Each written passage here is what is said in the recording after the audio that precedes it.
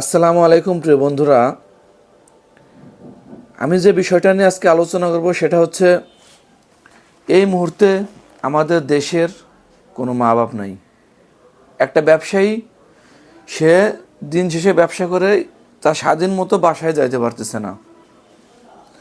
দেখা যাচ্ছে প্রথমত তার কাছে ডাকাতি হচ্ছে, ছিনতাই হচ্ছে, টাকা পয়সা লুটপাট এগুলো অলরেডি শুরু হয়ে গেছে। তো আমি বলবো যে দেশের এই পরিস্থিতি লগ্নে দেশের প্রশাসনের ব্যবস্থা সর্বোচ্চ হওয়া উচিত।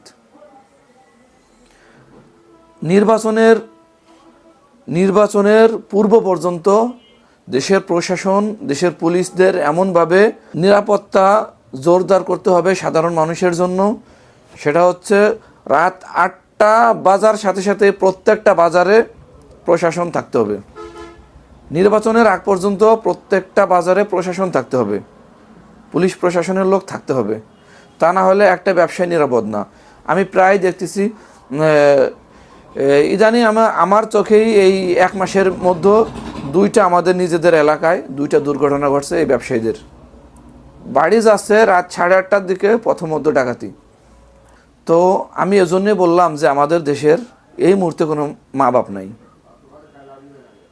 কোনো শৃঙ্খলা, কোনো নিয়ম আমার মনে হয় না যে এটা সঠিকভাবে চলতেছে। তো আমি একটা কথাই বলবো, দেশের আইন শৃঙ্খলার প্রতি সম্মান জানিয়ে যে আপনারা নির্বাচনের পূর্ব পর্যন্ত কঠোর নিরাপত্তার সাথে দেশের মানুষকে সহযোগিতা করুন। নির্বাচনের পূর্ব পর্যন্ত প্রত্যেকটা বাজারে রাত 8টার সময় পুলিশ প্রশাসনের ব্যবস্থা করুন। একটা ব্যবসায়ী ওই সময় দোকান বন্ধ করে বাসায় যায়, যাওয়ার পথে তার থেকে ছিনতাই করে, তার আঘাত করে টাকা পয়সা নিয়ে যায়। আমার মনে হয় এটা একটা দেশের সরকার স্থায়ীভাবে না আসা পর্যন্ত এই ধরনের সমস্যা হয়তোবা চলতে পারে। তো এই ছিল ভিডিওটা। সকলে ভালো থাকবেন, সুস্থ থাকবেন। আসসালামু আলাইকুম।